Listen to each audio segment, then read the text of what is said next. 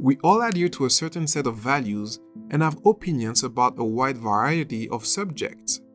But do we consider the way in which we express them?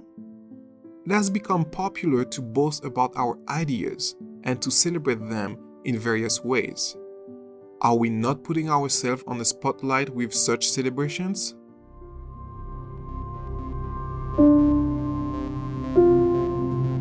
One byproduct of the overwhelming increase in the use of social media is that it has become the frontier of expansion for societal agendas, politics, and all sorts of self-promotion, self-affirmation, and self-aggrandizing. It seems that everyone has a strong opinion on nearly every topic and a platform to express it. It is striking to realize how normal it has become for some individuals to push their views and ideas through dangerous, passionate anger. It is now almost impossible to have healthy debates about certain topics. Such contentious ways of thinking and conducting ourselves are often key indicators of pride. As we've explained in our previous viewpoint, do you parade your pride? Exchanging a point of view and expecting that everyone agrees with you on every point defies the basic principles that should be in place in a sound society. The more pride becomes important in the political realm, the closer the regime is to totalitarianism. And this is true on both sides of the aisle. Wanting to be right all the time without even considering that the other person may know better than us comes at a cost. The cost that you might be wrong on some minor point, or worse yet, that your entire conclusion on the matter was faulty. In addition to being factually wrong, we can also be wrong in the way we express our opinions when we revert to riots, protests, anger, strikes, and so on. That is to say that the moral stance you supported ends up causing the decline of the society you are a part of simply because of the methods used to promote your stance. This is a parameter one should consider before joining or defending any type of protest, movement, or political causes. It is unavoidable that if we seek to be on the front page, we will attract critics. And that is the flip side of pride.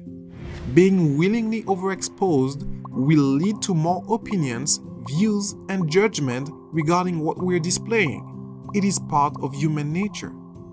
So, if pride can be found in the way we choose to express our cause, we have to expect and be willing to handle the opinions that will inevitably come from differing camps. Isn't it interesting that some who belong to a certain pride movement preach and advocate for love, tolerance, and self-expression, but through political means have put in place policies to silence opposing views? That is also the flip side of pride. It only seeks its own interests and contradicts the supposed values that it pretends to stand for. It has always been the case no matter how good the cause one is fighting for. It is also inevitable that if we're defending our cause by giving center stage to violent conduct or non-traditional behaviors, that some form of reaction is expected from people who do not view such behaviors as appropriate. Henry Ford once said, "A man given to pride is usually proud of the wrong thing." His saying should certainly get more attention nowadays.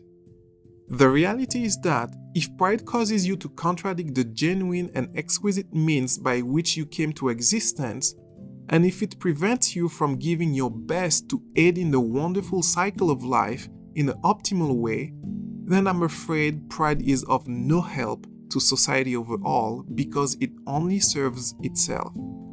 The sad but yet clear lessons that history teaches us is that pride never triumphs in the long run. Pride always leads to conflict, chaos, wars, and destruction. It uses the same old tricks to ensnare us. It feels good. I don't need change. No one can tell me what to do. I know I am right. I will crush whoever gets in my way. I had no choice. And then, when it's too late, pride leaves us with deep regrets. And this too is the flip side of pride. The opposite of the way of pride is a better way, called love or outgoing concern for others. Genuine love.